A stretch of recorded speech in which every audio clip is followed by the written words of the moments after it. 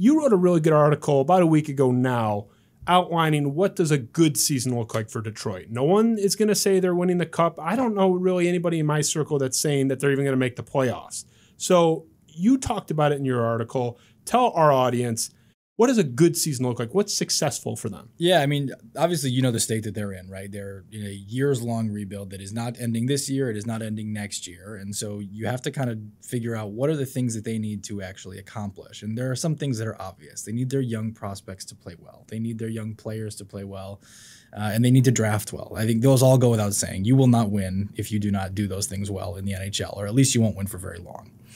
But those things aside, I tried to figure out what are the things that the NHL team can do this season that you can look back on and say, those are important things that they did this year. And really got in my head what it came down to is they need to undo last year and get back to where they were in 2018-19, where they were a bad team. They were not a miserable, disastrous team. They lost a lot of games by 1 goal. They did not lose a lot of games by 3, 4, 5 goals. And as you know, that happened a ton last year. I think they lost 30 games by 3 or more goals. It's the most embarrassing team I've ever seen in that organization's history by far. And it's arguably, other than the 0-16 Lions, the worst team, period, in Detroit that I've seen in my lifetime. Well, what I think went wrong for them is that you look at those two teams, I'm talking about 2018-19 and 2019-20, the roster's not that different. I don't think Gus Nyquist makes that difference, right? Gus Nyquist, Nick Jensen were the two big guys who were on the 18-19 team, not on the 19-20 team, right? So what were the big differences? They seem to not be able to stop the bleeding. They seem to let 1 goal turn into 2 or 3 goals in a 4 or 5 minute span on the ice. And they seem to let 1 loss, 2 loss turn into 4, 5, 6 loss. So that to me is the number one thing that needs to be different this year. And I think they would agree with that. I think anyone in that locker room could tell you that things spiraled for them last year. I think there's a lot of not only good players who are better than they showed last year, but good guys in that locker room who I think could tell you that when it got bad, it got really bad, and there's correctable things they can do different. And so to me, I just tried to look out, look around the league and on the note of how much they're losing by, I just said basically go back to the same ratio you were losing by in 18-19. Easier said than done from my perch, obviously. I don't have to go out on the ice and do it against NHL players.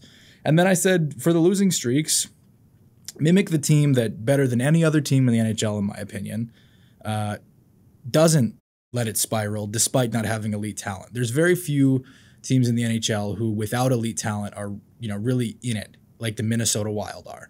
They've got great blue line. Ryan Suter is one of the best of the generation as a defenseman. I really like Jonas Brodin. Matt Dumba's great.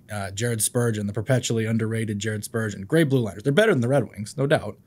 But they managed to keep their losing streaks very short. They very rarely had a long losing streak, more than 2 or 3 games. They were able to come back and battle. And that's the kind of character that I think the Red Wings want to build. And I think it's the kind of character they need to build, because when they get this thing back on the upswing, I think we can say right now they're at the bottom. Hard to go any lower, right?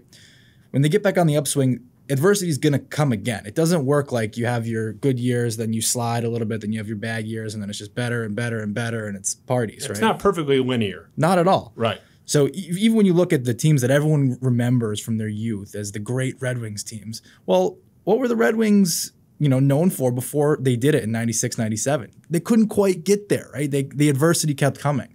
So you build that identity now of a team that can respond to adversity and you can make your way. It doesn't mean you're going to be immune from it when you do get into the playoffs. It doesn't mean you're not going to lose in the first 2 rounds the first couple of times. That probably will happen. But if you get used to being able to rebound now, it just sets you up so much better organizationally. It's a better development. We talked about that at the beginning of this, right?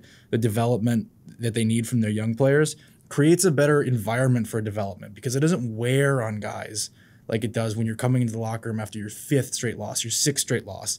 And oh, by the way, it's your 3rd 6-game losing streak in the last 2 months, right? Like anybody in any profession, I think, can relate that when it's hitting you hard like that, that's not easy to just, summon the morale to then do a great job the next night. It gets harder. I think it compounds with how difficult it gets to play well, let alone to win. Oh, before you go to another tab, please like, subscribe, and follow for more clips and highlights. Good? Okay. See, beautiful. That's a natural at work.